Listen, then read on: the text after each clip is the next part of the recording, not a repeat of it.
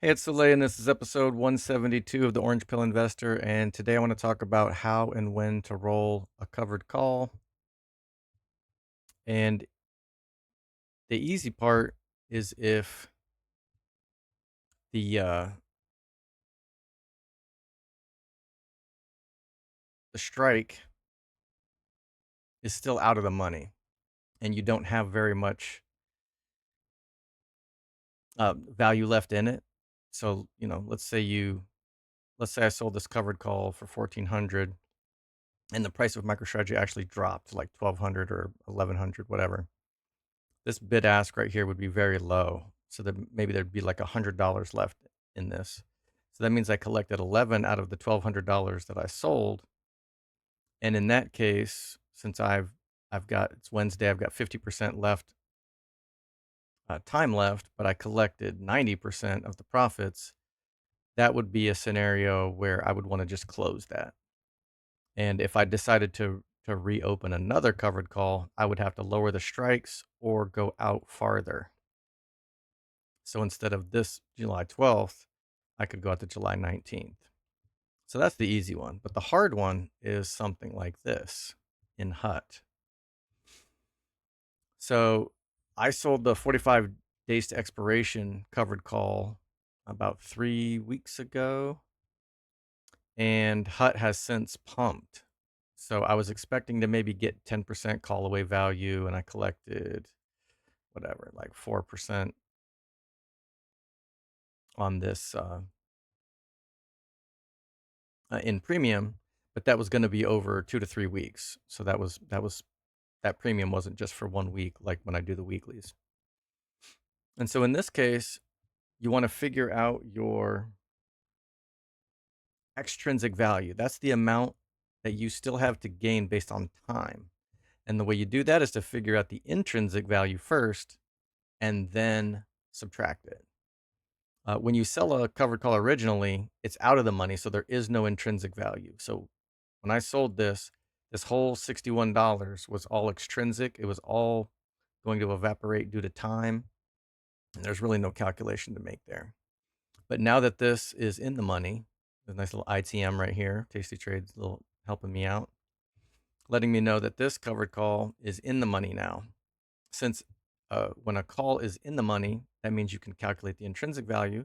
So we'll take the share price, which is around 1530, and we will subtract the strike price. So 1530 minus 1150. Let's see, 15 minus 11 is going to be 350 plus the 30 cents. It's going to be about 380. So there's 380 in an intrinsic value. And then the value of this option is about halfway between 415 and 465. So 15 and 65 is 80. Half of that is 40. So this mid price will be about 440. So um,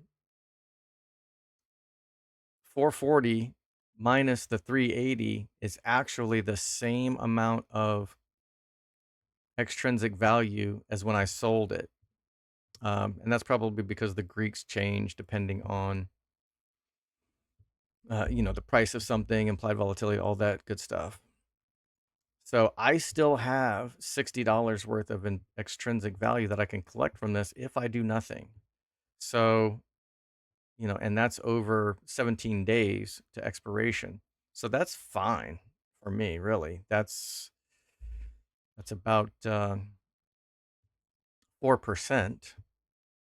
over 2 weeks. That's 2% a week. So that's a fairly reasonable amount of extrinsic value. So I would just sit on my hands and do nothing with this.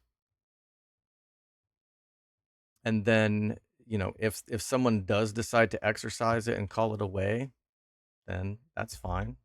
HUT was probably around 1050 when that happened, so I'll make about $100 on that, plus the $60 in extrinsic value, and I'll call it a day. And then if I don't want these shares called away, maybe like 2 days before expiration or something. A lot of times, folks will exercise you on the day of expiration, but some of them can get a little anxious and do it the day before. So maybe the Wednesday before expiration, I could just roll this and then, same way. If the price is still 15, I would probably just roll it to like 16.50, $17 strike.